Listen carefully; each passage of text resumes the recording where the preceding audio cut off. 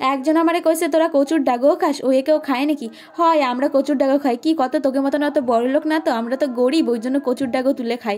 এই যে দেখো আমাকে গাঙের হেনে চলে এসেছি, গাঙে এসে কচুর ডাগও খুঁজতেছিলাম, খুঁজতে খুঁজতে এই যে আশেপাশে অনেক কচু এমনি হয়েই ছিল, তারপরে এই যে কচুর ডাগও কাটে নিয়ে আসলাম। তো যে আমারে কইছিস তারে করছি যে কোনোদিন কচুর ডাগও সামনেতে দেখছিস বলে তো আমার মনে হয় না তার খাবি ক্যাম্বাইয়া। আর তুই ভাই শহরের মানুষ, কোন জায়গা থাইস না থাইস আমি তো আর দেখতে পাচ্ছি না, কিন্তু তুই তো আমার ভিডিওতে সবকিছুই দেখিস যে আমি গ্রামে থাই।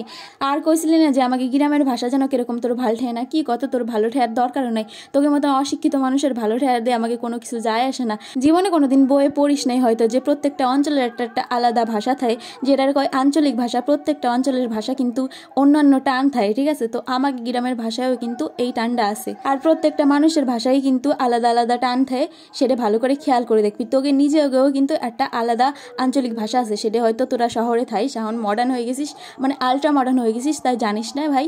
যাই হোক, এইসব কথা বাদ দিলাম, কি কত তোমাদের সাথে এই কথাটা শেয়ার করলাম, কারণ একজনের সাথে আমার এইসব নিয়ে ঝামেলা হয়ে গেছিলো, তার সাথে এখন আমি কথা কই না, কিন্তু সে ঠিকই আমার ভিডিও দেখে। তো দেখ ভালো করে দেখ ভিডিও। আমাকে বাড়ি কচুর ডাকা রান্না হয়েছিল জন্য তুই কি কইছিলি মনে আছে? ভালো করে মনে করিস, ঠিক আছে? তখন আমি ছোট ছিলাম তো, ওই জন্য আমি তোরে কোনো কিছু করতে পারিনি, আর তুই আমার চেয়ে অনেক বড় তো, সেজন্য আমার মুহে মুহে তর্ক করতে কেমন যেন লাগতেছিল, আমি কলি কথেই পারতাম।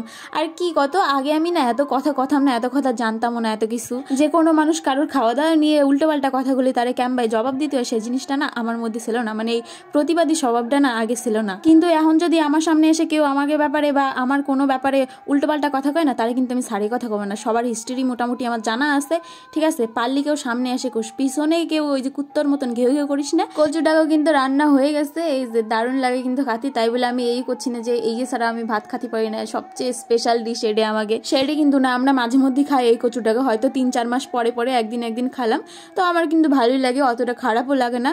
তোমরা কিটা কচু ডাকা খাইছো আর কিটা খাও না, সেটা কিন্তু আমার কমেন্টে জানাইও। দেখো খাওয়া দাওয়ার পরে কিন্তু এই যে ভাবতেছিলাম যে জুতো ধোবো, দাদার জুতো দিয়ে গেছে, আর আমি গেছিলাম সেই বর্ধমান কাটোয়া, সেই জায়গাতে আসি আর আমার জুতোটা ধোয়া হয় নাই, তো এই জুতোটা আজকে ধুয়ে নেব ভালো করে।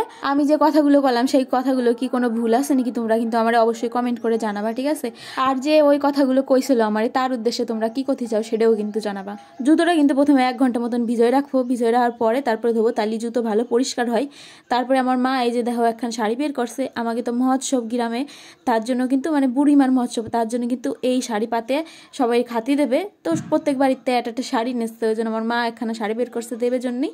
এরপর সন্ধ্যার দিকে কিন্তু আমরা আমাকে হাটে চলে গেছিলাম, হাটে যাই কিছু ফল নিলাম আর সবজি নিলাম। চলো তাহলে আজকের ব্লগটাও এখানে শেষ করতেছি, দেখা হবে তোমাদের সাথে নেক্সট ব্লগে। আর ভিডিওটা কেমন লাগলো সেটা কিন্তু অবশ্যই কমেন্ট করে জানাইও, আর ভালো লাগলে অবশ্যই একটা লাইক করে দিও।